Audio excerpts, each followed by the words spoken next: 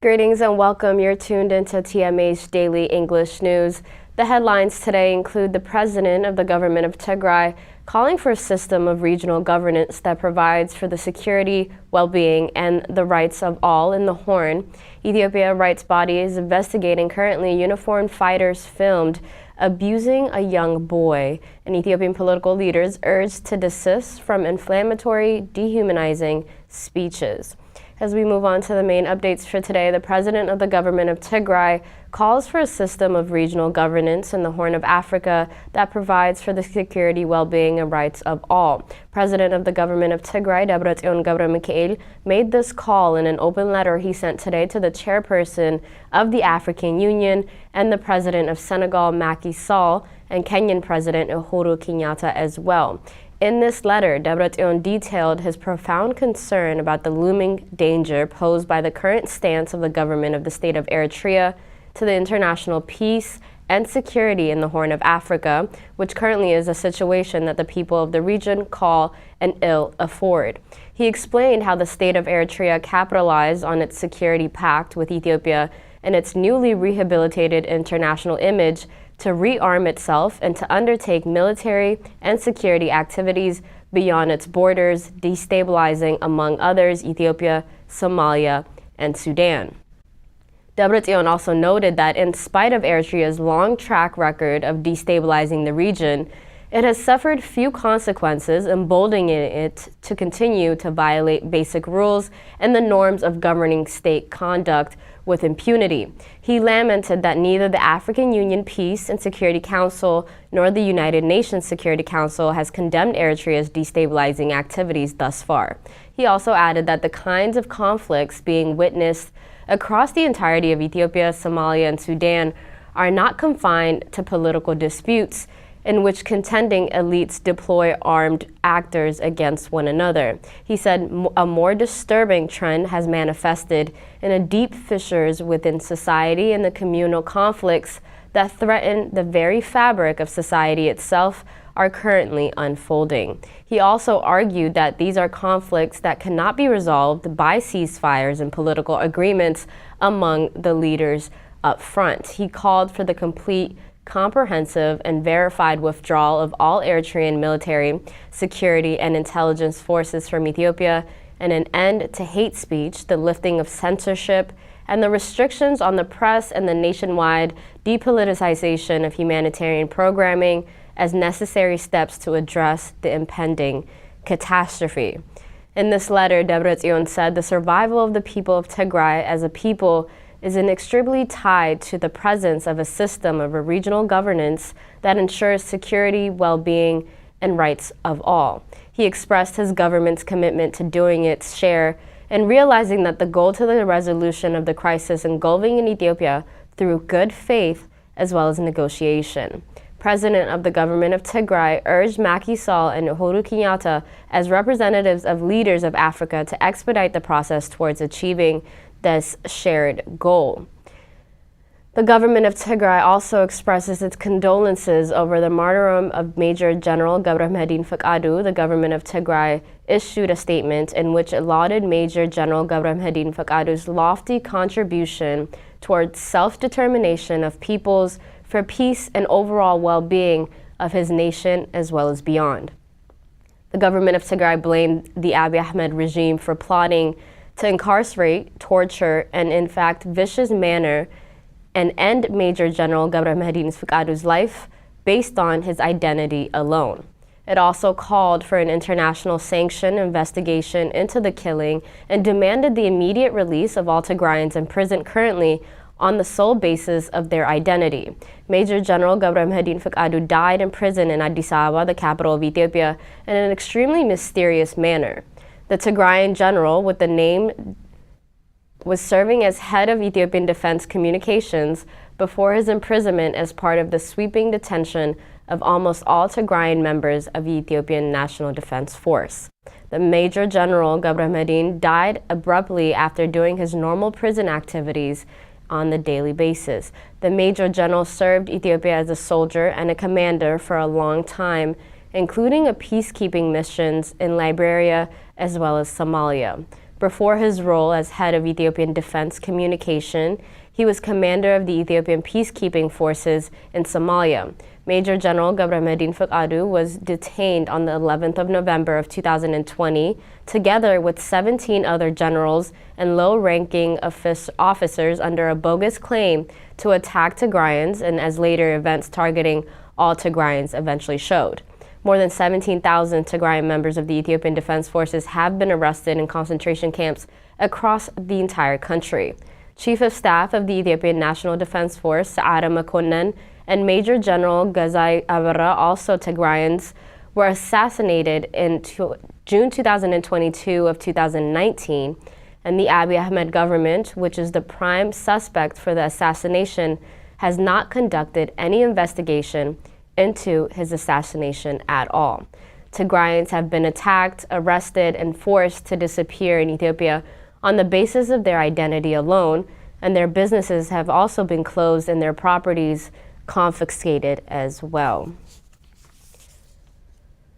Ethiopia rights bodies are currently investigating uniformed fighters after they filmed abusing a young boy. Ethiopia's state-appointed rights commission said on Monday it was investigating a video showing a group of fighters in Ethiopian army fatigues abusing and shooting a boy they accused of being from the embattled Tigray region. This video, widely shared on social media since Friday, showed a group of men in Ethiopia in the army combat fatigues stoning, taunting, and kicking a boy with bloodied face before shooting him eventually in the stomach, and badges on the chests of several fighters in fact read Ethiopian Army. Daniel Bakalam, the head of the Ethiopian Human Rights Commission, told Reuters in a text message that his office was trying to gather information on the distressing incident.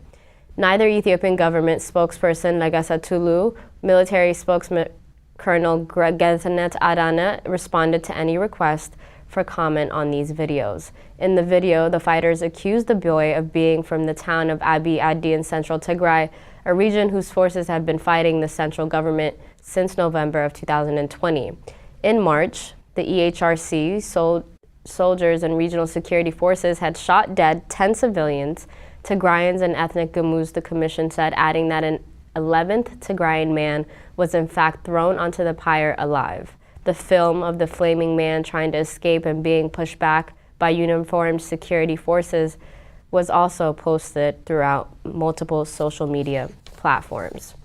You're currently tuned into TMH Daily English News, and we'll be right back after the short break. We used to have a family, school, hospital, food, peace and freedom, but now we have none of them. I don't know where my parents are. I really miss my sister. Where is she? I want to know where my dad is. I miss my mom. I don't see my brother. So, people of the world, we are part of you. Please, we need your help. We have a dream. We want to make the world a better place for the people like us. Please, give us your hand. We are Tigrayan people. We are part of you. Act now. Welcome back. You're still tuned into TMH Daily English News. To all of you who are currently tuned in live through our multiple social media platforms. Our next story is alluding to the continuous muffling of journalists that are currently facing in Ethiopia. An international correspondent, Lucy Kasa, says Abiy Ahmed's regime has killed and persecuted journalists who reported atrocities in the war on Tigray. A documentary film by The Economist under the title Press Freedom, What's at Stake, which featured journalist Lucy Kasa, highlighted the decline of the press freedom throughout the entire world.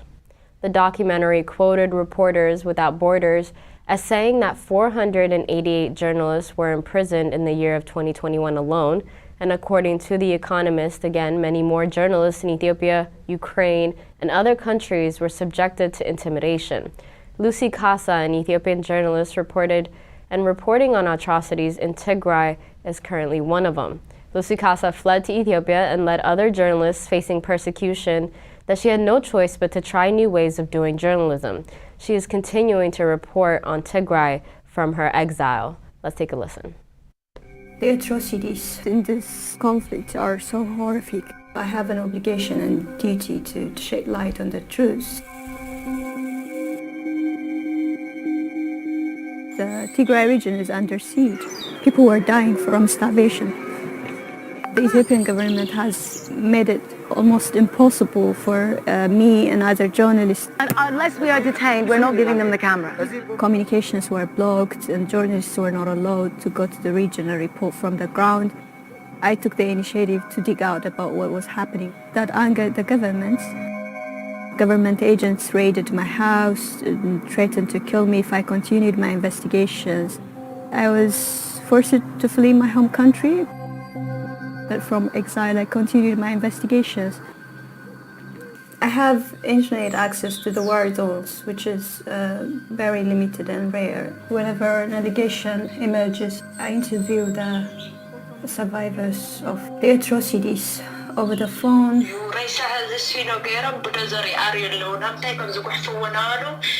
Some of the atrocities are on another level.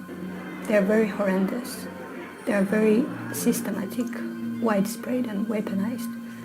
That erodes your beliefs and hopes on humanity, and this has been even more challenging for me.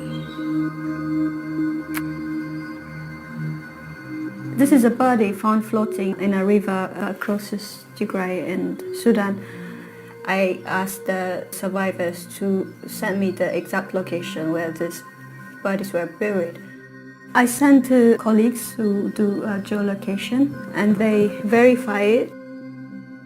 I don't take any testimony for granted. I'm very suspicious. And I only take them when they are consistent with what other separate testimonies tell me. I've never compromised on this. I have a strong belief that the truth will find ways to reveal itself, will fight for itself. And I consider myself as an instrument of that.